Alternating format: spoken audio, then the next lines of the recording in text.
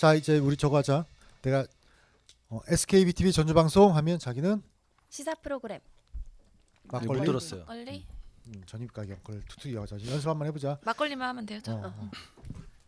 자 SKB 뭐였지? SKBTV 전주방송 시사 프로그램. 시사 프로그램. 긴장돼. 자 SKBTV 전주방송 시사 프로그램 막걸리. 점입 가경. 그런 다음에 어떻게 해야 돼? 아 카메라를 봤어야 되나? 전입 가격? 그리고 입니다를 같이 하자. 음. 다시 한번 해보자. 자 SKBTV 전주방송 시사 프로그램 막걸리 점입 가경. 입니다. 그렇게. 자 시청률 사심 가득 SKBTV 전주방송 시사 프로그램 막걸리 점입가경 6회 시작합니다. 자 영화는 계속된다. 그때 그 시절 우리들의 스타 관련해서 이야기를 할 건데 얼마 전에 저 전주에서는 국제영화제가 막을 내렸어요. 네. 뭐니 가보셨나요? 영화 보신 적 있어요? 한 번이라도? 저는 그 리포터 했을 때 그 매해마다 전주국제영화제 취재를 갔었죠. 취재는 했지만 영화는 안 봤죠? 솔직히 말을 하세요. 죄송해요. 안 네. 봤어요. 네.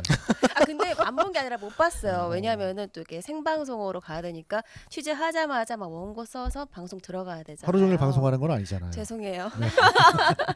우리 주 변호사는 저는 못 가봤어요. 못 가봤어요? 한 현수막은 번도? 많이 봤습니다. 현수막만? 네.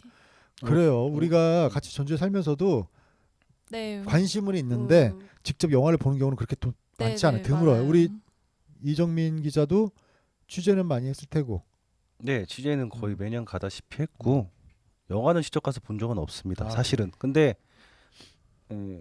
기억에 남는 작품은 있어요. 뭐. 매년 가서 제가 뭐 독립영화를 봐야겠다 뭐 이런 작품은 아니었고 그냥 노무현입니다. 이게 전주영화제하고 그게 재작년이었나요? 전주시에서 네. 제작비를 지원해가지고 맞아요. 첫 공개한 영화였거든요. 그 재작년이었나? 아니죠. 2017년도. 2017년도죠. 시간이 좀 벌써 흘렸어요. 벌써 4년이 흘렀어요. 지났어요. 네. 너무 보고 울었던 기억이 있는데. 그 영화를 보고. 네네. 아, 따로 그랬어요? 본 거죠. 영화제 이후에. 네 영화관에서 저는 본 것 같은데. 극장에서? 네. 저도요. 저도 어. 극장에서 봤어요. 그래요. 그 독립영화관 거기서 아마 상영도 해줬던 걸로 기억을 해요. 그 이후에. 아마 그때 당시에 그 영화에 예산을 지원했다고 해서 그 전 정권으로부터 아마 밑음을 좀 받기도 했다라는 이야기들이 그게 재밌는 있었어요. 에피소드가 있는 게 네. 그때 당시에 이제 그 정치권 견제가 들어올 것 같으니까 이분들이 그걸 견제받지 않으려고 그때 당시 가제를 M 프로젝트라는 제목으로 해가지고 몰래 비밀리에 이렇게 만든 거예요. 이게 맞는 표현인지 모르겠는데 그래가지고 이제 2017년도 개봉을 앞두고 이제 노무현입니다라고 정식으로 제목을 붙여가지고 개봉을 했더니 이제 대박이 난 거죠. 그렇죠. 머리를 이제- 잘 썼네요. 네, 그래갖고 이제 제가 좀 더 찾아보니까 그 우리나라 독립 영화 중에서 최단 기간 100만 관객을 동원한 영화라고. 독립 영화라는 게 솔직히 10만 넘기기가 힘들거든요. 그렇죠. 네. 100만인 거라면은 그래서 그 전주국제영화제라는 게 이제 어떻게 보면 실질적으로 독립 영화, 저예산 영화를 정체성으로 가지고 있는 영화이기 때문에 우리가 흔히 보는 영화 뭐 킬링 타임용으로 본다, 흥미 위주로 본다라고 하기에는 네. 상당히 어려운 영화예요. 제가 기억나는 게 2016년도 정도에 한번 영화를 보자 해서 한 3-4편을 본 적이 있는데 난 이 내용이 무슨 내용인지를 도대체 모르겠는 거예요. 아, 맞아, 맞아요, 맞아. 맞아요. 그런데, 심오하고 일반인들이 근데 그건 심오한 게 아니라 그때 정말 옛날 영화가 만들어진 초창기 그 필름 그 자체의 복원 그러니까 내용은 없는 건데 그런 것에 어떤 주안점을 둔 거였는데 저는 거기서 내용을 찾으려고 했더니 바보였던 거죠. 제목은 기억 안 나시고요? 네, 제목 기억 안 나고 무슨 러시아 영화였던 것 같아요.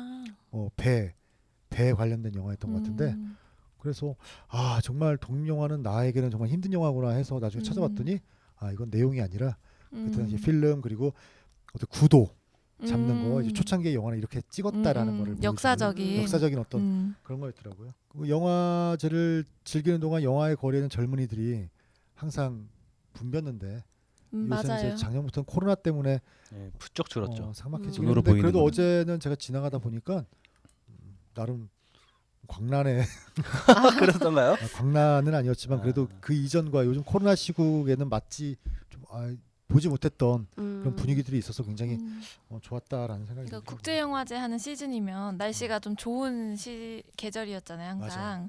그래서 대학생 때 지프라고 네네. 어, 했어요? 지푸지기. 네 지프지기 저는 하지 않았는데 친구들이 했는데 굉장히 재밌더라고요. 거기서 또 근데 그거 하면서 또 뭐 러브라인이 형성되면서 맞아요. 매년 쏟아져 나오죠. 네, 아이고, 그리고 거기서 당연한 거죠. 그 인연이 그거는. 쭉 이어지기도 하고 네, 그래서 되게 자주 만나고 하는 게 부럽더라고요.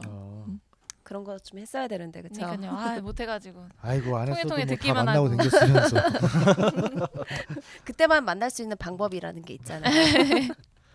그러니까 요즘 이제 코로나 시대인데 정말로 그나마 지역 사회에 그 어떤 활력과 활기가 불어넣어졌다라는 부분이 있어서는 그 국제 영화제가 이번에 상당히 또 역할을 하지 않았나 네. 그런 생각이 들더라고요. 그러니까 그 현수막에 걸린 것도 영화는 계속된다 이런 네네. 식으로 또 되게 있어 보이게 음.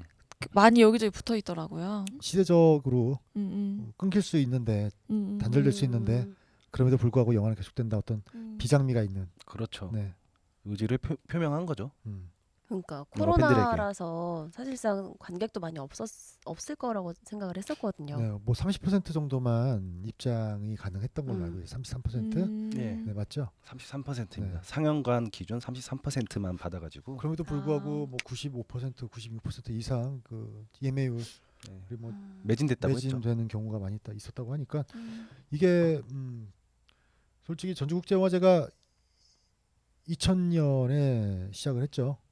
1996년도에 부산국제영화제가 시작을 한 뒤에 4년, 5년 뒤에 국제영화제가 전주에서 시작을 했는데 확실히 정체성 가지고는 대한민국에서는 명실공히 네. 어떤 맞아요. 명망 있는 명화제가 된 거라는 생각은 분명히 들어요. 그리고 저는 영화제를 그 초창기에는 이제 취재 쪽으로 많이 갔었고 지금은 이제 즐기는 시민의 한상으로서 가는데 요즘에 작년부터 그게 없어가지고 그 영화제 하면 그 영화의 거리에 그 주차장 부지에 그 네네 맞아요. 도미 전주돔이라고 네네. 크게 짓지 않습니까? 맞아요. 거기 가면 되게 즐길 거리도 많았고 저 그 상징물만 보고 있어도 아 이제 이게 영화제가 됐구나 하는 그런 느낌도 있었는데 그게 없으니까 그럼 없어지면 그게 이제 어디 따로 생겼어요? 아니요. 그게 없어져 버린 거예요? 코로나 때문에 어차피 이게 이제 비대면 행사가 좀 강해지다 음. 보니까 그 필요성이 없어져 버린 거예요 이게. 그러니까 그게 그 시기 때만 이렇게 이제 좀 많은 예산을 들여가지고 또 주차장도 이렇게 대여도 해야 되고 맞아요. 해가지고 그 돈 때문에 그게 이제 부담이니까 그거 없이 이제 전주 시내에 있는 예술 공간을 활용해서 이렇게 행사를 하더라고요. 또 영화제 하면 가장 또 하이라이트가 레드카페잖아요. 네. 많은 연예인들이 와서 또 음. 월 뭐라고 하죠? 거기에서 포토윌? 벽에 포토월에 서서 사진도 찍고 올해 같은 경우에는 한 5분 정도 오셨다고 연예인분들이. 아 오셨네요. 5분. 제가 우리 이정민 기자와 같은 회사에도 예전에 있었을 때 정말 국제영화제 할 때마다 가서 사진도 찍고 예, 그게 연예인 구경도 하고 또 우리는 그거 뒤에 가면은 프레스 센터 네, 있어서 맞아요. 라면도 먹고 가까이에서 보면서 인터뷰도 하고 막 삐컷 사진도 많이 찍고 그랬었죠. 소장용으로도 사심 채웠어. 사진 채우고 그랬었는데 지금 국제영화제 관련해 가지고도 뭐 지적이 한 번 있었던 것 같아요. 2019년에. 예, 이게 그 기억을 더듬어서 그때 찾아보니까요. 네. 2019년도 당시에 그 전주시의 김승섭 의원이 네. 그 국제영화제 예산이 방만하게 사용되고 있다면서 개선을 요구했습니다. 아. 그때 이제 김 의원에 따르면은 그 개폐식에 사용된 아까 제가 말씀드린 그 도움 있지 않습니까? 네네. 그 설치와 철거에만 1억 7천만 원이 들어간다고 하네요. 그래가지고 이게 맞아요. 그때 논란이 됐었어요. 네. 경제성 논란이 있다면서 주무대에 대한 고민이 필요하다고 지적을 했고요. 그 또 행사장에 그 초대하는 그 행사장으로 사용한 그 개인 소유 주차장 있지 않습니까? 네네. 거의 대여료만 4,400만 원 정도가 들어간다고 해서 그때 당시 그 특혜 시비가 있을 수도 있다라는 지적까지 덧붙였습니다.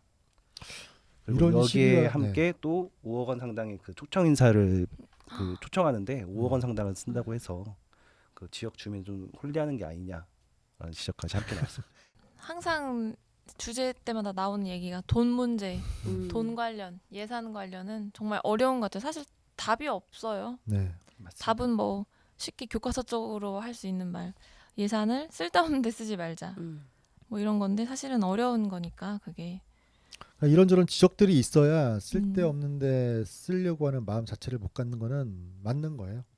하지만 그 행사가 가지고 있는 정체성까지 훼손해 가면서 뭔가 옳은 의견이라고 내놨을 때 과연 그게 흥행에 도움을 줄지 안 줄지에 대해서는 또 굉장히 고민이 필요한 지점이 아닐까라는 생각도 들더라고요. 맞아요. 이런 거 보면은 아까 말씀하신 대로 투자 없는 또 성공은 없을 것 같기도 하고 맞아요. 어느 정도의 투자는 이뤄져야 자, 이번에는 조금 다른 관점에서 이야기해 볼게요. 이제 어쨌든 스타를 볼 수 있는 유일한 때가 이제 영화제 때인데 자, 우리 다 비슷한 세대잖아요. 네. 그런가요? 그런가요? 그렇죠. 성급게 하는 거지. 비슷한 세대죠. 네, 그렇다고 할게요. 네. 네, 그렇다고 하겠습니다. 10년 뭐 안팎이면 비슷한 세대인데 음. 자, 뭐 딱 생각나는 어떤 자기들의 어떤 히로인 아이돌들. 저 같은 경우는 중고등학교 때 강수지? 아니죠. 그거는 이제 초등학교 때지. 그래요? 중학교 2학년 때 서태지 아저씨가 서태지와 어. 아이들이 아저씨란다. 아이들이 나왔고 015B 푸른 하늘. 공이로비? 지금의 윤종신이 어. 이제 객원싱어였죠. 아 그렇구나. 저는 SES. SES는 네. 제가 고등학교 그러니까 우리 같은 세대라니까요. 초등학생 때 아, SES. 초등학교 때로 치면 이제 김한선, 진짜로? 김한선, 현진영과 와와 이런 거 아시나요? 아니 몰라요. 와와는 몰라요. 현진영은 아는데. 현진영 이거 뭐 이춤 때문에 알죠. 그거 전에 이제 현진영과 와와라고 어. 있었고. 그럼 김한선의 인기가 지금으로 따지면 어느 정도였어요? 어떻게 비교를 하기 왜냐하면 그때 당시에는 독보적인 스타들 한두 명만 있었을 때였기 때문에 아, 독보적이에요. 지금은 아이돌이라고 해서 굉장히 많잖아요. 그래서 팬덤도 갈려져 있지만 그 당시에 김한선은 그냥 김한선. 아 맞아요. 댄스와 섹시미로 무장한 가수는 김한선. 지금도 너무 멋있어서. 청순과 여림으로 한 가수는 강수지. 강수지와 조금 비슷한데 조금 약하다 하는 게 누구 있었어요. 하수빈 하수빈. 맞아요. 하수빈이 있었어요. 전 처음 들어보는. 이름만 들어봤어요. 나도 처음 들어봤네. 이름만. 약간 강수지를 치려고 하는 강수지와 같은 컨셉으로 간 하수빈이라는 가수가 있었고 김한선 같은 경우는 거의 뭐 독보적이었죠. 근데 지금 봐 너무 멋있으셔. 멋있어요. 지금 조금 멋있는 여가수는 약간 이효리 아니에요? 이효리. 이효리는 멋있어요. 이효리도 독보적인 캐릭터예요. 우리가 왜 이렇게 열을 내면서 이야기하지? 팬심 가득해가지고 지금 아이돌인데 계속 그 최근 활동하는 가수들 안 나와. 그러니까 어쩔 수 없나 봐요 우리가. 요즘 그러게 그거 왜 있잖아, 여러분들은 브레이브 블랙핑크라든지 요즘 브레이브걸즈 롤린 롤링 네, 이거 춤은 아는데 가오리 춤 가오리 하잖아요. 춤. 멤버 이름을 모르겠네. 맞아 이름은 몰라요. 꼬북이. 꼬북좌, 뭐 꼬북좌. 단발좌 막 단발좌, 이렇게 있던데요. 이 이름보다는 정도밖에 그게 더 유명하더라고요. 별명이. 이름은 몰라. 이름은 모르겠어요. 근데 이번에 그 브레이브걸즈 같은 경우도 원래는 예전에 한 4, 5년 전에 네. 나왔던 친구들이라고 하잖아요. 그러니까 그리고 또 요즘 노래들을 보면 그러니까 요즘 이제 우리가 뭐 레트로라고 이야기를 하는데 레트로 열풍 이제 그걸 이제 다시 뉴트로라고 하잖아요. 뉴트로 맞아요. 뉴트로고 제대로 몰라. 아니. 저 뉴트로를 이야기하고 싶었는데 난 복고를 이야기하면서 뉴트로를 이야기를 해가지고 네. 그러니까 그런 뉴트로도 거였어. 모르고 레트로도 모르는 거야. 아니라니까. 하여튼 이제 그 레트로를 기반으로 한 뉴트로가 MBTI는 아세요? MBTI 그거 저거 아니에요? 뭐요? 적성 검사 ASMR 같은 거? 아니 MBTI는 저거잖아. 그 성향 검사하는 네, 거 아니에요? 맞습니다. 네. 띵동. 16가지 맞아요. 네. 뭐예요, MBTI? 아니 그 뭐 어떤 대학 거 때 대학 때 보고 안 해요. ENFP. ENFP? 요즘 그거 외우고 다녀야 기억이 돼. 안 나네요. 아 진짜? 한지 그 오래돼가지고. 성향이 나오거든요. 그래요? 저는 INFP. 우리 앞에만 비슷하다. 빼고 아. 다르네. ENFP. ENFP. 뭐 그것만 들으면 바로 알아요. ENFP 들으면 이런 스타일이다 바로 그러니까 나와요. 약간 자세히는 몰라도 그러니까 저희가 비슷하니까 앞자리만 다르니까 여기는 외향적이면서. 저는 내향형. 갑자기 그거에서 이렇게 갈리는구나. 왜냐면 이게 시간이 좀 걸리는데 한번 체크해보고 내 자리가 나오거든요. 그 유형을 성격 정리해 놓은 게 있어요. 보시면 그래요. 재밌어요. 한번 찾아봐야겠네요. 곧 당신 태어나기 전부터 나는 했던 사람이야. 아, 근데 진짜? 왜 기억이 안 있었어요? 나요? 옛날부터 있었죠. MBTI는. 그래요? 그럼 그게 대학교 때 적성 검사할 때도 막 그게 대학 때 아마 받았었는데? 입학하고 그때나 진짜? 저도 그때 했어가지고 나는 기억이 안 나요. 그러면 그때도 내 자리로 나오는 거예요? 똑같이? 네, 똑같죠. 근데 그게 중학생 때랑 고등학생 때랑 다 달라지더라고요. 저 몰랐어요. 시기마다 네. 세대마다. 그러니까 내가 살면서 환경에 어쨌든 내 성격도 바뀌고 하잖아요. 기자님 근데 어. MBTI 맞췄는데 내가 ASMR 딱 놀리니까 바로 흔들. 왜냐면 같은 말인데 또 다르게 또 쓰일 수도 있으니까 그래가지고 그게 맞습니다. 씨. 제가 놀려. 오늘도 이렇게 그래 아무튼 네, 레트로 뉴트로. 레트로 뉴트로. 요즘 노래들을 보면 예전 거 이제 뭐라고 하죠? 리메이크? 리메이크하는 빨리 경우도 많이 있어요. 그런데 그 정서가 요즘 친구들하고 맞는 것 같아요. 맞으니까 이게 굉장히 유행을 하는 것일 것 같고. 그렇죠. 그게- 뭐 트로트가 유행했던 것도 뭐 그거의 뭐 일환이기도 하고. 그러니까 그게 그거 같아요. 우리한테는 옛 것이지만 요즘 친구들한테는 그게 그게 새 세게. 것이니까 네. 그래서 유행을 하는 것 음. 같기도 하고. 힙하다. 힙하다. 힙하다라고 하더라고요. 그래서 그래서 힙지로 막 을지로 가면은 음. 옛날식으로 해서 힙지로라고 하고 막 그러잖아요. 옷도 막 저희 세대 같은 약간 저희도 옛날 세대인데 저희는 약간 딱 달라붙게 입고 자켓도 막 이렇게 딱 몸에 핏되게 입고 했다면은 요새 친구들은 헐렁헐렁. 네, 그죠? 정말 막 헐렁헐렁 티도 헐렁 바지도 헐렁해서 그게 음. 우리 고등학교 때 유행했던 네, 거예요. 힙합 스타일. 그렇다고 하더라고요. 힙합 스타일이라고 음. 해가지고 바지도 막 이거 뭐 똥싼 바지라고 막 똥싼 했었잖아요. 바지하고 또 저기 뭐야 가장 뭐 유명했던 그 이제 여기서 삐쳐야 되겠지만 뭐 그런 접어서 입는 거? 아닌데 아, 메이커예요? 네. 메이커예요? 메이커인가? 사라졌나 보다. 그 메이커라면 거예요? 뭐랬죠? 또와 뭐 해가지고 아무튼 음. 옷 자체가 그 혁대 여튼 그 음. 미안해요 바클 벨트 있잖아. 아 이렇게 쭉 이렇게 길게 길게 해드는 아, 그거는 우리도 했었다. 우리도 뭐 이렇게 따끈 했었지. 그래, 그거는. 길게. 네. 전부 다 편집해주기 바랍니다. 혁대 바클 벨트로 아, 진짜 신기하네. 이게 진짜 이게 유행이랑 진짜 돌고 도나봐요 돌고 진짜로. 도는 게 뭐냐면 어? 제가 그 기억했던 우리 아버님, 그 아버님이 지금 84살이신데 음. 1960년대 초반에 아버님께서 입고 계셨던 정장 틀이 지금 정장 틀 그러니까 이탈리안 스타일 헐. 핏이 탁 맞는 소름 끼친다. 스타일이었어요. 음. 근데 그게 이제 미국 정장 스타일로 가면서 굉장히 박시하게 커지고 굉장히 촌스러워졌잖아. 한창 네. 오히려. 그런데 요즘 또 보니까 다시 이제 남자들 정장 바지에 저 지금은 주름 없이 입는 게 유행인데 이제 주름이 이제 그 이쪽에 2개씩 3개씩 하는 걸 이제 약간 힙하다고 하는 연예인들이 입고 나오더라고요. 맞아요. 그 한창 크게 입으면 너무 촌스러워서 저희 때는 옷 진짜 못 입는다 했는데 옷 못 입는 게 지금은 잘 입는 게 돼서 저 같은 경우도 바지 크게 입는 게 예뻐 보이더라고요. 그 실제로 크게 요즘 입기도 하고. 나가면 젊은 친구들 다 크게 입어. 남방 맞나요? 남방도 이렇게 소매 크게 해가지고. 그대도 비슷하네 나랑 제너레이션이. 아니 왜 그 청바지도 한창부터 부츠컷 이런 거 입으면 촌스럽다고 했는데 요즘 다 막 부츠컷이잖아요. 그러니까 나팔바지. 맞아 나팔바지. 남방 이게 크게 안 되는 말 같은데. 그런 건 아닌데. 이거 진짜 복고가 유행인 게 음. 제가 얼마 전에 그 대형마트를 갔는데 거기 블루투스 스피커를 파는 그 곳이 있었어요. 근데 거기 보니까 옛날 라디오 디자인 있잖아요. 아, 맞아. 맞아. 그거 많아요. 그 디자인 블루투스님이 그 스피커는 품절됐더라고요. 되게 예뻐요. 어. 라디오 모양인데. 그 예전에는 그랬으면 그러니까 디지털 세대는 아날로그가 촌스럽다고 생각을 했지만 맞아. 정말로 이제 디지털화된 세대들 입장에서는 아날로그가 또 참신한 거지. 그쵸. 아마 그런 건 아니겠어요? 왜 자꾸 이렇게 복고 열풍이 생긴다고 보세요? 아까 사장이 얘기했던 대로 음. 그러니까 옛 것이 지금 세대들을 봤을 때는 그게 이제 새 것이잖아요. 딱 봤을 때 되게 딱 봐도 정감 가는 거예요. 그게 디자인도 그리고 되게 예쁘고. 희소성. 희소- 이제 아, 희소성. 그것들이 이제 없는 거니까요. 레어템이 맞아, 돼버리는 맞아. 순간 이제 제가 예전에 한 기사도 봤는데 그 LP판 있잖아요. LP 플레이어랑 LP판이 10대, 20대들 사이에서 매출이 굉장히 많았대요. 야, 그러면 그 공장들 다시 세워야겠구나. 그러니까 그걸 왜 버렸을까? 아 진짜. 옛날에는 집에 하나씩 다 있었잖아요. 그 근데 LP 지금도 기억나는 플레이어가. 게 그 처음에 카스테이프 그리고 이제 LP 그다음에 CD라고 하는 거 맞죠? 맞아요. LP 다음이 카세트 다음에 테이프, 그다음에 CD. CD 플레이어. CD 플레이어.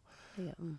그 LP를 듣다가 CD 플레이어 들었을 때 사람들이 그 좀 약간 앞서 나간다는 친구들이 뭐라고 했냐면 이건 진짜 원음 그대로를 들을 수 있다고. 정말 깨끗하다고. 아무튼 음질이? 이제 그 이후로는 내가 다른 것에 대해서 관심 못 가졌는데 근데 어느 순간부터 그 지직 거리는 그것에 대한 또 감성을 살려서 LP판 지금 가끔씩 이렇게 나가 보면 LP판으로 이렇게 음악을 하면서 틀어주는. 음악을 틀어주고 거기서 펍들이 생기더라고요. 맞아요. 예. 맞아요. 구하기도 그 힘들었겠다. 분위기가 그분들은 원래 가지고 있던 분들이지. 그러니까 이제 가지고 있다 보니까 이제 이게 또 장사가 될 것 같으니까 이제 그걸 가지고 이제 하시는 것일 수도 있는데 좀 참신한 건가 이게. 그러면 우리는 지금 뭘 가지고 있어야 돼요? 우리요? 한 30년 뒤에 하려면 디지털화 돼 있는 것들을 가지고 있으면 나중에는 옛날에- 스마트폰도 나중에는 옛날에 그 기억나세요? 전축이라고 표현했던 것 아, 같은데. 그럼요. 전축. 전축. 전축은 오디오가 에카야. 네? 아, 브랜드까지 그러네. 알아보고 네, 저 어렸을 그러니까 교복 되게 예쁘게 그 라인 잡아주기로 유명했었어요. 그랬던 것 같아. 그 당시에 여러 개 브랜드 있었잖아요. 조금 가 조금 비싼데 제일 약간 예쁘게 음. 라인을 잡아주니까 거기서 맞췄어요. 맞아요. 진짜 신기한 게 교복도 음. 제가 1학년 때는 치마가 긴 게 유행이었는데 2학년 되니까 맞아요. 다시 그 짧아지는 게 여자들의 유행이에요. 그 교복 치마 길이도 음. 짧아졌다 길어졌다를 맞아. 맞아요. 왕복했던 것 같은데 최근에 그냥 계속 짧아지는 것 같은. 그러니까. 네, 전 보기가 좀 민망하더라고요. 그쵸. 딱 봐도 애때 보이는 애들이 치마를 어디까지 이렇게 줄여놨는지 줄인 것뿐만 아니라 그 폭이라 굉장히 타이트하잖아요. 네, 좀 민망하더라고 제가. 그러니까 내가 만약에 그러니까 저 어렸을 때는 그것까지 생각 못했는데 이제 좀 나이가 들고 보니까 아유 내가 엄마면은 얼마나 걱정될까. 왜냐면 위험할까봐. 자, 그 심리는 좀- 뭔가요? 그러게요. 저도 그렇게까지 줄이고 다녀보질 않아가지고. 줄였을 때 그 심리는 뭐야? 그러니까 정장도 핏대면 예쁘다는 그 유행에 따라서 그냥 교복도 핏대면 예쁘다는 유행이라 줄이는 것 같아요. 무릎에서 몇 센치 올라갔을 때가 더 이쁘다 뭐 그게 있다면서요. 날씬해 보이는 날씬해 것도 보이는 네네. 자, 이런 레트로 열풍과 관련해 가지고 우리 지역에서도 관광 상품과 연결하는 분위기가 좀 있지요. 아, 일단 한옥마을 자체가 레트로잖아. 그렇죠. 그렇죠. 제가 네. 처음 여기 전주 내려왔을 때 너무 좋았어요. 한옥마을이. 그때는 진짜 고즈넉함 그 맞아요. 자체였거든요. 그때는 몇 년도쯤이에요? 15년도. 맞아요. 15년도. 2015년도 2015년도. 그때는 아직 전주 한옥마을이 관광화가 되지 않았을 때. 길거리 그런 것도 없었고. 없었고 먹거리 이런 거 없었고. 얘기해 보시오. 그건 아니고.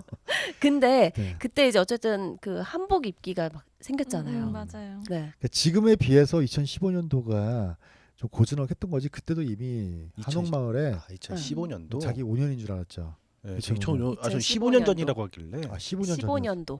15년도. 아, 그럼 그때도 그때는 뭐 한참 벌써 개발되고 500만, 남았죠. 700만 이미 그때 이제 올라가고 음, 1000만 향해서 달려갈 때였고 제가 한옥마을 근처에서 처음 신혼생활을 했는데 그때는 그 아내하고 그 한옥마을 경기전 앞에 국수집이 있었어요.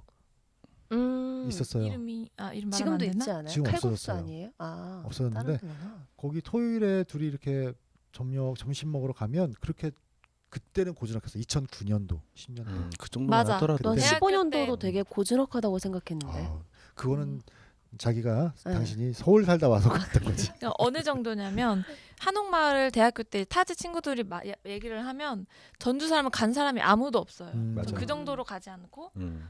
중고등학교 때 소풍으로 가서 거기 한옥마을을 네 한옥마을 그 경기전인가요? 경기전을. 거기가 무료 입장인 시절이 있었어요. 그래서 뭐 시절이라고 하니까 굉장히 오래전 같은데 불과 중고등학교 몇 년 때. 전이에요. 네. 네, 그래서 후딱 거기 빨리 찍고 시내 가서 영화 보려고 막 거기 안 있었었거든요. 근데 대학교 때 2008년도 이후로 막 관광지로 되면서 이제 저도 한 번씩 조금씩 늘어났죠. 네 조금씩 늘어나면서 먹으러 가고 음. 뭐 그랬었어요. 그러다가 이제 한복 입는 게 시작되면서 네. 엄청 늘었잖아요. 관광객들이. 그러니까 한복을 입고 싶어서 전주에 오는 사람들도 많아졌던 것 같아요.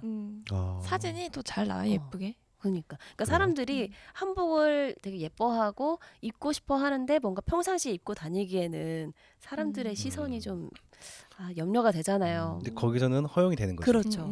그러니까 그거를 즐기기 위해서 왔는데 아, 나- 이제 여기가 한복제. 관광화가 되고. 전 되게 보기 좋더라고요. 그 남자 그러니까요. 그 대학생 그 어린 친구들도 음. 그 여자 한복을 입고 이렇게 돌아다녀요. 귀여워. 맞아. 너무 귀엽더라고요. 여자애는 귀여워요? 남자 한복 입고. 어우동 관종처럼 한복 보이던데. 입고 막. 그렇죠. 약간 이제 관종기가 근데 있는 그런 사람들이 건데. 많으니까. 그냥 보기 좋더라고요. 귀여워요. 저는 그런 게 친구들 되게 어울려가지고. 관대하구나. 맞아. 예, 예. 저는 나이 먹을수록 관대해지지가 않더라고요. 뭐지? 이런 생각이 드는데 그걸 꼰대라고. 그 대단한 요즘에는 것 같아요. 한옥마을 그 다녀보니까 그 한복뿐만 아니라 우리 그 개화기 때 아, 맞아요. 복장 있잖아요. 그 교복 아니 교복뿐만 아니라 한- 개화기 때 양복. 양장같이 양장. 양장 스타일로 해가지고 맞아 그것도 그것도 되게 있더라. 예쁘더라고요. 보면. 차라리 한옥마을의 어떤 태동 시기화를 비추었을 때는 한복보다는 그렇죠. 그게 어울릴 개화기 수도 때 있는- 예, 그냥 양장 이런 것들이 더욱더 어울리는 곳이 아마 한옥마을이 아니랄까. 역사적으로 봤을 때는 그냥 이런 부분들도 지역에서도 좀 고민을 해야 되고 이제 상인분들도 그 뉴트럴 열풍을 잘 받아들일 수 있는 어떤 조성들을 해놓으면 코로나 시기 이후에 관광 활성화에 많은 도움이 되지 않을까 이런 생각이 듭니다. 자 이제 우리가 뉴트로 이제까지 이야기를 했는데 명품 뭐 매출이 우리나라가 가장 높다. 얼마 전에 뉴스를 보니까 뭐 샤땡이나 뭐 이런 전통적인 명품 이런 쪽에서는 가격을 매년 올린다면서요. 네. 그리고 올리고 재고가 나오면 그거 불태운다고 하더라고. 맞아. 저 팔지 진짜 그거 않고 보고 태운대요. 태우지. 이게 이제 브랜드의 그 이미지를 훼손시킬까봐 음. 재고가 남는다는 것 자체가 음. 이미지가 안 좋은 거니까 애초에 그런 그리고 재고떨이도 그 아니고 그냥 팔아버린다. 명품들이 가격을 올리는 것 자체가 그 비즈니스 어떤 전략이라고 하더라고요. 이게 나중에 지금 안 사면 나중에 또 비싸게 주고 사야 되니까. 뭐 다 가지고 계시죠? 그런 정도의 명품은 없어요. 샤땡이나 이런 거 없어요? 네, 샷땡 없어요. 기본적으로 그런 거 없는 거야? 아니, 버버땡이나 이런 것도 없어요? 그러니까 우리가 기본적으로 정말 명품이라고 하는 게 샤땡, 에르메땡 뭐 이런 건가요? 그거 막 1,000만 원대 이런 거는 없고 그래도 약간 200~300만 원대는 있죠. 명품 입문용이라고 하는. 그죠, 그냥 뭐 푸땡땡 뭐 이런 거 있잖아요. 푸땡땡도 입문용인가요? 그죠, 그 정도는 약간 명품 쪽에서는 조금 하긴 푸땡땡은 아래 닭집도 부분이. 냈대. 그거 아니잖아. 맛있어요. 아닌가요? 나 거기서 낸 거. 맞아요. 아니야. 그건 아니에요. 아니야. 그래서 상표권 그것 싸움도 때문에 있었어요. 맞아요. 네. 아, 깜짝아. 근데 진짜 똑같아요. 백이. 나 농담을 하는 줄 알았어. 농담 아니었어요. 똑같아. 맞아. 어, 그거 아니, 전략을 그래. 잘 짰더라고 재밌게. 근데 맛있어. 맛있어. 맛있으니까 인정. 난 그래서 정말 그 비즈니스가 전략적으로 확장하셨구나. 다변화시키고 확장성을 가지고 있구나. 그렇게 생각했네. 근데 우리나라 이제 명품이 그렇게 이제 가격이 비싸지고 그러고 있는데 우리 뉴스에서 흔하게 접하지 않습니까? 뭐 어디 새벽부터 줄 서가지고 그거 사겠다고 한정판 달려가서 막 나오거나 뭐라고 그러면은 하던데 샤테크? 샤테크. 그러니까 그게 진짜 재테크적으로 좋은 게 오늘 사면은 내일 사는 것보다 저렴하잖아요. 그러니까 그래서 그렇다고. 그리고 가치가 안 내려가니까 내가 들고 다닐 만큼 들고 다니다가 다시 팔아도 그렇게 값이 안 떨어지는 거예요. 그러니까 내가 산 가격에 거좀 비슷하게 팔 수 있으니까 나 이거 들다가 좀 질리면은 팔고 또 다른 거 사고 이런 식으로 하면 재테크 괜찮은 것 같아요. 이거 저는 또 명품을 잘 모르기도 하는데 일을 시작하고 제가 제 돈으로 벌어서 처음 이제 명품 가방을 사고 싶었어요. 근데 저도 그게 푸땡땡이었고, 근데 그게 이제 제가 학생 때부터 이제 선배 변호사님들이 서류 가방으로 검은색을 들고 가면 멋있었기 때문에 딱 그거를 샀어요. 제가 돈 벌어서. 그런데 딱 그거를 안았을 때 정말 하루는 행복했어요. 이제 집에 아무도 없고 나 혼자 잠이 들어도 외롭지 않을 정도로. 제가 다 뿌듯하네요. 그랬는데 그 다음 날부터는 저 지금 아시잖아요. 지방 변호사 협회에서 준 그 가방 들고 다니는 거. 그 가방 안 들어요. 안 들게 실용적이니까, 되더라고요. 가볍고.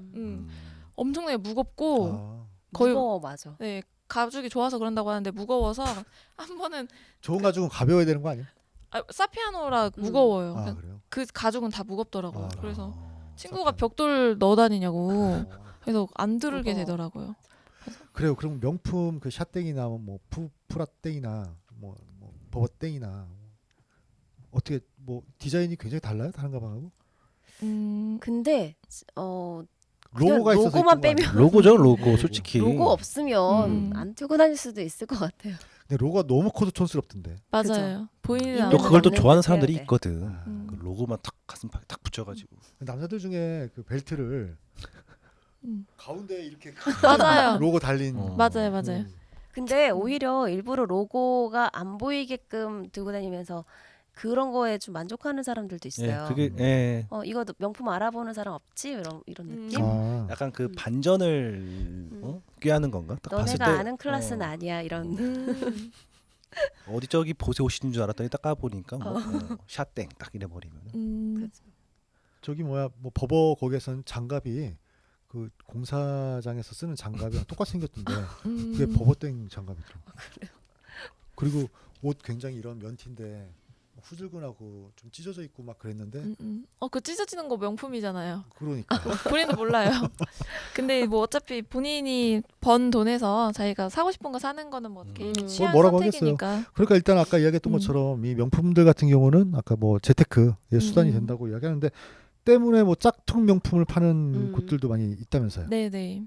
네, 그 서울시 민생사법경찰단이 그 인터넷 오픈마켓하고 저희 동대문하고 남대문에 있는 그 대형 상가에서 그 상표권을 침해한 위조품을 판매한 업자들을 무더기로 붙잡았습니다. 그때 당시 압수한 물품만 1245점이고요. 그 위조에 이용된 상표는 유명 수입 브랜드 누구나 다 알만한 13개의 제품이라고 하는데요. 그리고 그때 당시 41명이 무려 41명이 입건됐는데 그중에 25명이 아동 의료와 모자 판매 업자들이었다고 합니다. 최근에 뭐 어린이날도 있었고 또 이거에 대한 이제 방증이 요즘 어린애들도 부모 심리인지는 모르겠지만 어린애들에게도 이렇게 명품을 이렇게 입힘으로써 자기 이런 표현이 좀 조심스러워지지만 과시욕이 여기서도 표출되는 게 아닌가 싶기도 하고 내 자식에게 이렇게 좋은 거 입혀주고 싶고 반면에 남들한테 내 자식을 이렇게 위축되는 모습 보여주기 싫어가지고 그런 것도 꿀리지 없죠. 않고 싶어서. 좀 속된 말로 그런 거죠.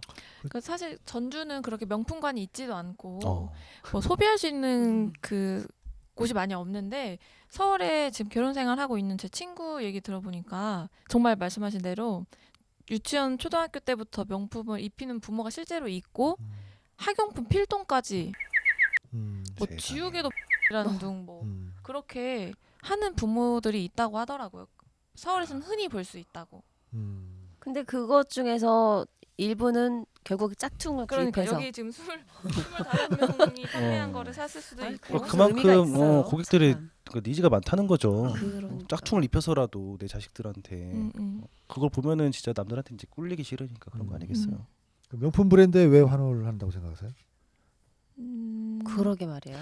제가 저도 어렸을 때는 되게 명품을 되게 좋아를 했거든요. 지금은 이제 그게 아니지만 근데 그때 보면 그 당시에 내 자기 만족이 아니었어. 나도 그때 당시에 보면은 남들 친구한테 자랑하고 싶고 여자들한테 이렇게 잘 보이고 싶고 막 그랬으니까 샀던 것 같지 내 만족은 아니었다. 그 허영과 허세라고 이야기를 하기에는 그거 자체도 어차피 자기 만족이라는 게 기반이 되기 때문에 가능한 거거든요.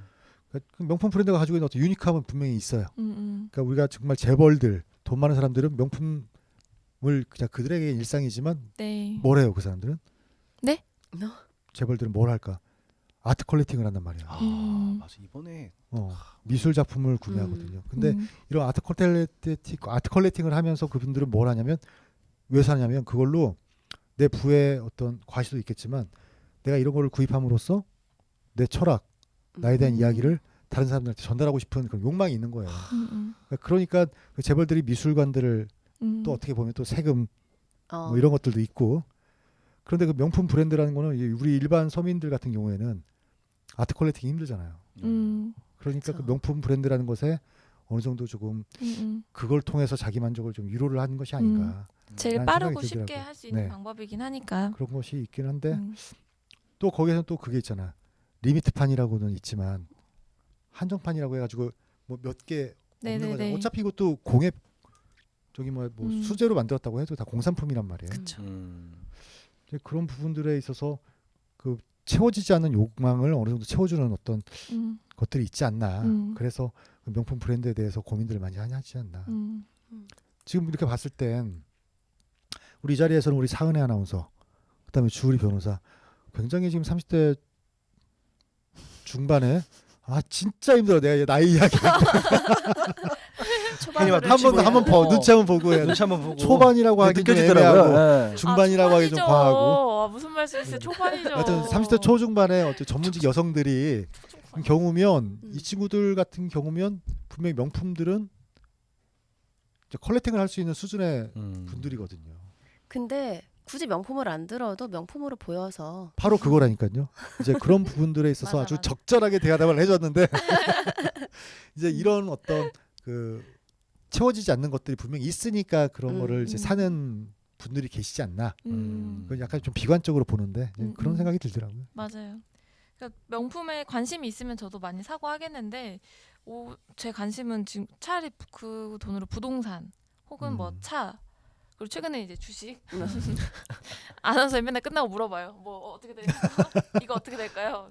그러니까 그런 식의 관심이 있으니까 저는 거기에 이제 돈을 쓰고 뭐 명품을 사시는 분들은 그 외에 다 명품에 관심이 있으시니까 그런 것 같은데 이게 이제 지나치게 대출 또는 뭐 돈을 빌려서 사거나 뭐 10개월 할부, 뭐 20개월 할부하면서 뭐 속은 텅 비었는데 과시용으로 하는 그게 문제인데, 근데 아까 기자님처럼 그것도 한번 경험을 해보고 차라리 젊은 시절에 다 해볼 거 해보고 깨닫고 이제 안 하게 되면은 오히려 그것도 나쁘지 않은 것 같다고. 젊었을 때 한 대는 해봐도 된다고 생각하거든요. 남자들 같은 경우에 이제 부질없다더라. 명품과 관련할 수도 있지만 자동차에 대한 소유욕, 그리고 큰 자동차, 좋은 자동차라고 하는 명품차라고 하는 것들, 그쪽에 또 굉장히 신경 많이 쓰는 친구도 있거든요. 맞아요. 명품차라 하면 어떤 게 명품차예요? 뭐 벤땡이나 외제차죠, 뭐 외제차. 요즘 뭐 벤땡, BM땡 이런 건 또 흔하다고. 너무 그거는 많- 이제 뭐 그냥 예. 약간 그렇죠. 좀 그냥 우리 흔한 두분 다 국민차가 됐죠. 벤땡이잖아. 그렇습니까? 이 말해도 됩니까? 벤땡, 벤땡이들. 그러니까 이제 내가 포땡 뭐 이런 거. 포땡은 뭐죠? 네. 아 포땡. 페땡. 그러니까 우리가 아는 그 선 포땡, 포땡. 이상의 네. 또 그 차종 그 브랜드들이 있더라고요. 벤틀땡 뭐 이렇게 해가지고. 맞아. 그래. 근데 그거 거 사는 사람들도 그렇게 막 돈이 많아서 사는 사람들보다도 없어도 사는 사람들이 많다고 하더라고요. 저 원룸 살면서 네. 그 차 몰고 다니는 사람들이 카푸어. 꽤 있다고. 카푸어가 네, 진짜 카푸어같이. 많대요. 아, 그래서 요즘도 그래요. 그래서 이제는 저는 좋은 차 타고 다니는 사람 보면은 특히 젊은 사람이 좋은 차 탄다 이러면은 의심부터. 저 약간 다 영끌해서 샀겠구나. 음. 혹은 법인 차량, 법인 그 리스이지 않을까. 부모가 해줬다. 그거 안 되잖아. 그렇게 하면 횡령이잖아요. 그렇죠. 법인 리스. 분명히 젊은 애인데 그런 거 탄다 이러면은 그래도 뭐 법인 리스 정도면 뭐 부모님이 살고 계시니까 그 정도면 만나볼 의향이 있습니다. 저 같은 경우. 맞는다고 교제를 해보겠다고요. 친구로서. 하여튼 그래서 막 좋은 차 탄다고 해서 막 돈이 많겠구나 이렇게는 안 보이는 것 같아요. 오히려. 그럼 뭘 좋아 봐야 보이진 될까요? 뭘 봐야 될까요? 그래서 이제 나이가 들수록 뭔가 지식이 있고 좀 음. 그런 사람이 훨씬 더 멋있는 것 같아요. 아 요새는 그거 뭐지? 아니 저 아는 분이 원래 차는 포땡인데 음. 그냥 다닐 때 킥보드 타고 다녀요. 킥보드 말하려고 지금 방금. 킥보드 타고 다녀 진짜. 자, 이 시간이 되면 우리가 하는 게 있죠. 사은의 아, 아나운서의 그렇습니다. 맞아요. 시그니처 코너. 네. 기다려지네요. 그렇죠. 자 시작합니다. 사은의 맘카페 속으로. 네. 네. 네. 어떤 분이 이런 질문을 남기셨어요. 명품백 하나도 없으신 분들도 있나요? 다들 신혼여행 때 면세점에서라도 하나씩 사온다는데 왜 저는 없죠? 제가 이상한가요? 라고 질문을 던졌습니다. 중로송동맘이 댓글을 남기셨는데요. 있으면 좋겠지만 들고 갈 데도 없고 남편이 첫애 낳고 사준다는 것도 돈으로 받았어요. 있으면 좋기는 하겠죠. 평화동맘은 저 없어요. 욕심이 안 나더라고요. 못 사는 거 아니에요. 안 사는 거죠. 인후동맘은 성격상 막 굴리고 다닐 성격이라 애지중지 못 들고 다니겠더라고요. 그래서 안 샀어요. 또 이어서 서신동맘입니다. 신혼 때 큰 맘 먹고 산 거 뭣도 모르고 사이즈 큰 거 사서 들고 다니기 무겁고 처분도 안 되고 장롱에만 모셔두네요. 또 평화동맘입니다. 다들 없다고 하는 댓글 보니까 왠지 기분이 기분이 좋은데요. 나만 없는 게 아니구나 음. 이런 생각인 거죠. 근데 이렇게 다들 없다는 이야기가 있다가 중간에 어떤 분이 하나 있다고 글을 쓰세요. 조촌동 맘입니다. 저도 없다가 남편이 하나 사라고 해서 샀어요. 애들 학교 갈 때라도 들고 가라고. 그랬더니 바로 답글이 달리는데요. 뭘로 구매하신 거예요? 이렇게 어떤 거 샀는지 그러니까 궁금한 거죠. 궁금은 하지. 덕진동맘이 저는 있는데도 처박아 놓고 쓰지도 않아요. 차 타고 다니니까 차키랑 핸드폰이면 외출 끝입니다. 또 효자동맘은 전 몇 개 있어요. 제 주변도 다 있고요. 주변에 명품백 없는 사람이 한두 명뿐인데 여긴 없으신 분들이 많으시네요. 동네 마실만 나가도 애기 엄마들도 다들 명품으로 버킷백 들고 다니셔요. 애들 크면 격식 있는 자리 갈 때도 있으니 하나 정도는 있으면 좋을 것 같아요. 격식 있는 자리. 도대체 그 격식 있는 자리의 정의가 뭘까요? 꼭 그 그러니까 자리에는 명품을 그러니까요. 들고 나가야 되나? 격식 있는 자리. 자리라. 이분들의 뭐 그런 건 다 인정하고 이해하지만 격식 있는 자리에 명품 버킷켓을 가지고 나가야 된다. 그러니까 저도 바로 원기 선배 말처럼 저도 발끈해가지고 자리가 있나 그래서 싶기도 여기서 한 호성동맘이 아주 뼈 때리는 말을 하시는데요. 백만 명품이면 뭐 합니까? 하고. 그렇지. 맞아. 그러니까 격식 있는 자리에 명품백 들고 갈 생각을 하지 말고 옷 단정히 입고 그 자리에 뭐 상대방 그 동행자들한테 예의를 갖추고 뭐 그런 마음부터 챙겨야지. 이미 명품백을 들고 가야 될 자리가 격식 있는 자리라고 생각하는 것 자체가 그 격식 있는 자리가 아니라고 봐야죠. 네, 맞아요. 네. 자기들끼리 서로 뽐내는 자리고 또 이제 음. 대부분은 아니겠지만 또 일부 집에 들어오면 정말 난리 경우가 많아요. 그냥 집 청소도 안 돼 있는 상황이고 정말 화가 나죠. 그러면. 그러니까 정말 그 사람의 태도랑 이런 거에서 좀 매너를 먼저 느껴지는 명품으로 거죠. 만드는 게. 맞아요. 근데 또 인별그램 이런 걸 보면 막 커피 사진 찍는다고 찍어놓고 이렇게 가방 로고 보이게 맞아 맞아. 착해.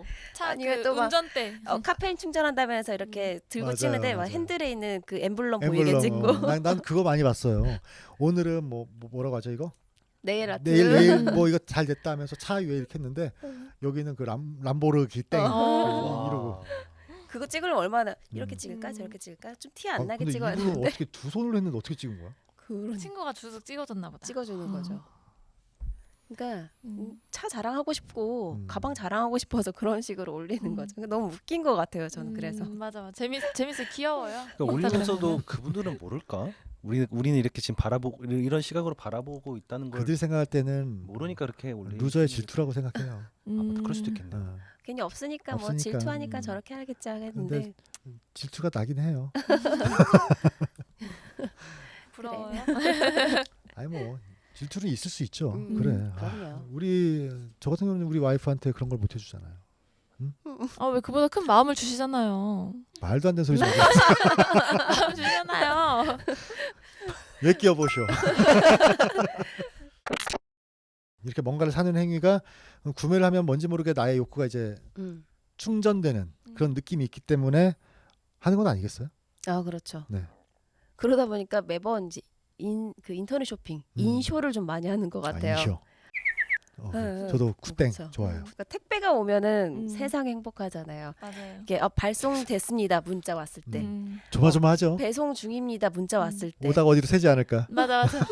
계속 확인하고 어디 허브에 옥천 허브에 갇힐까봐 맞아. 버뮤다 삼각지대처럼.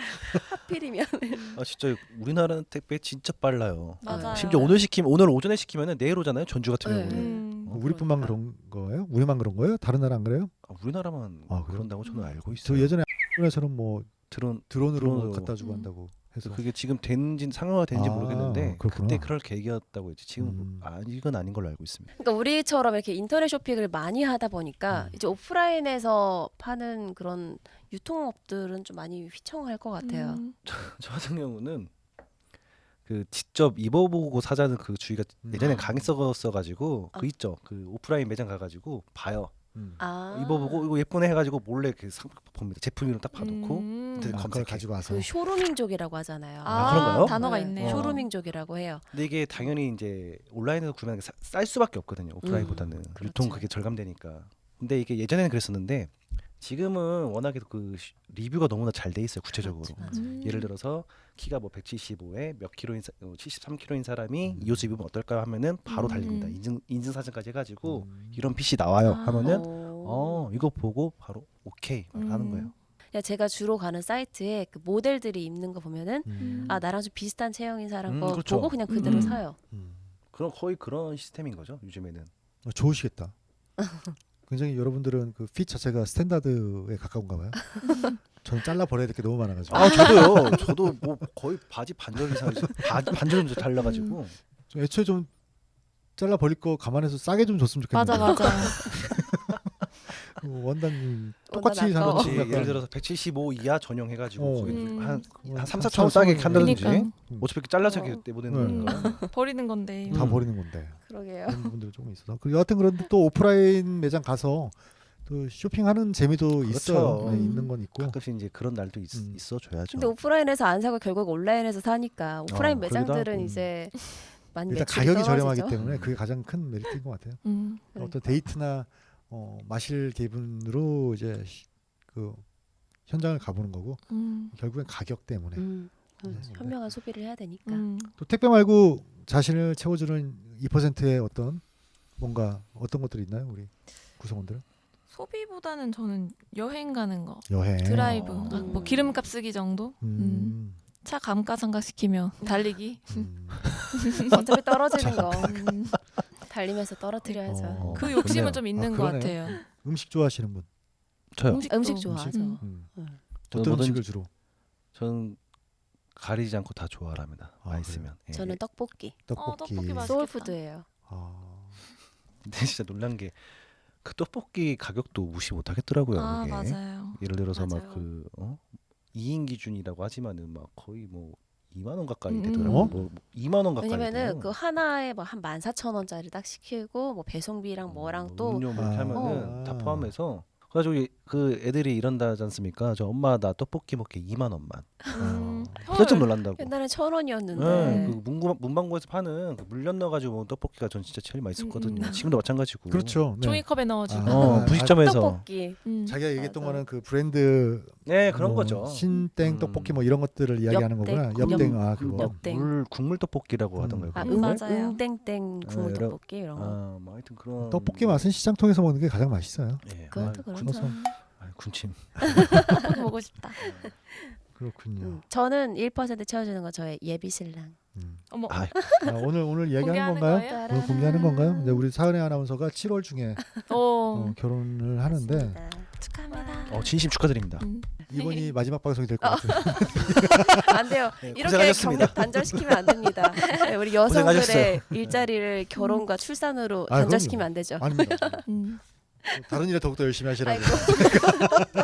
다음에 또 뭐 봐요, 바라- 제발. 뭐 바라셨어요 대신? 농담이고요. 이제 뭐 7월이니까 아직 뭐 음. 준비하실 게 뭐 남아 있죠. 네, 근데 뭐 거좀 다 해서. 다 해서 네, 마음의 준비가 필요할 거예요. 이제 아, 네, 맞아요. 준비할 건 마음이에요. 그렇죠. 언제 변할지 모르는 거예요.